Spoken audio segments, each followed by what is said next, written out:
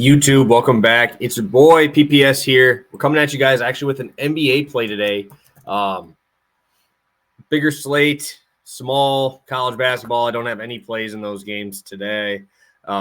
So I'll be heading over to the NBA streets. I know it's been a little bit since we've rolled NBA, at least on the play of the day. I believe we had one a couple weeks ago.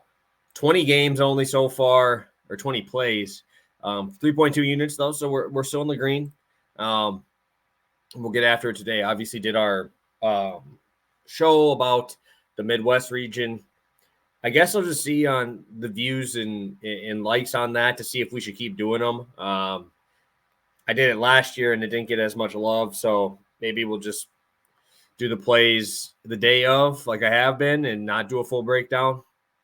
Just kind of let me know in the comments. Obviously, I read all of those, so I'm always interested to see if you guys actually do watch those and do get anything from them, because usually it's just these picks that everybody wants to jump on. So I'm going to be rolling with Luka today. I'm on DraftKings here. I'm getting him at minus 125.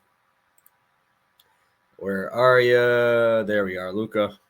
I'm going to roll 1.5 on this. I think this is a good buy low spot coming off of the game with Denver.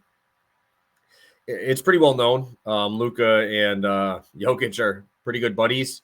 He ended up going for 37 in that game, played 40 minutes. Really good game. Only had 13 rebounds and assists, so that's kind of unfortunate. But I wanted to look at the potential assists. This dude had 3 assists in that game. He had 15 potential assists in that game. I don't know if you guys watched. PJ Washington was dreadful. A lot of open looks that I thought should have been knocked down. Layups that got a guy fouled. We got free throws. So I think today's going to be a little bit different. We got good pace on both sides. Obviously, both top 10 in the NBA in terms of pace. We've seen Luka play the Spurs twice so far this year. First matchup, he went for 27, 9, and 8, and they blew him out. He only played 30 minutes. In the other game, they blew him out, but he played 32 minutes and ended up with 39, 12, and 10. So if this game stays competitive, which honestly I think that it will, I think this game stays a little bit closer than people think.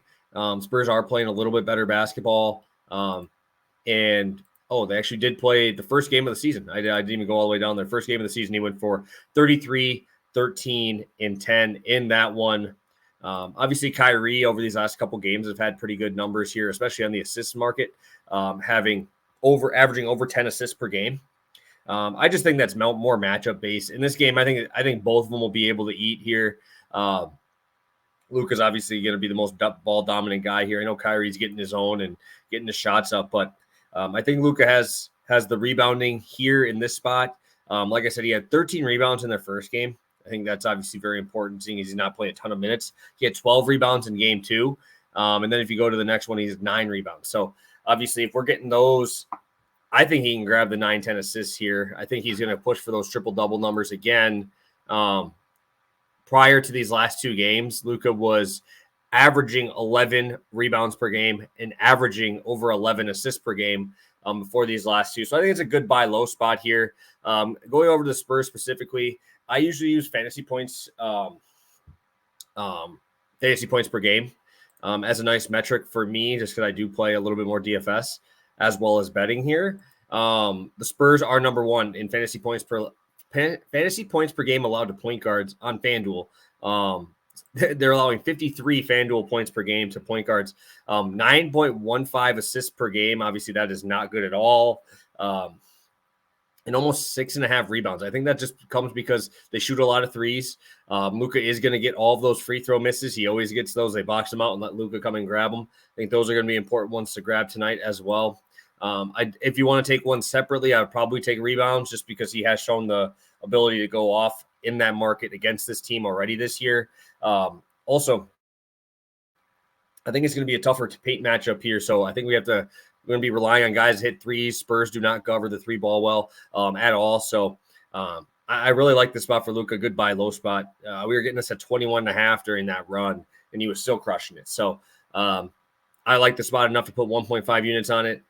This would be a nice win for us, especially getting some bankroll before college basketball comes around, because obviously I'm going to have a lot of stuff for that.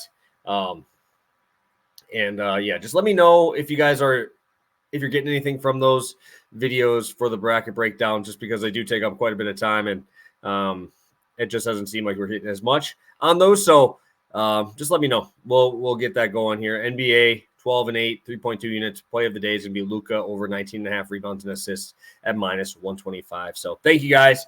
Hit that like button on your way out. Sub to the channel if you haven't already, and hopefully we'll continue to grow as this March Madness comes around. So thank you guys so much. Have a good one, and we'll see you tomorrow.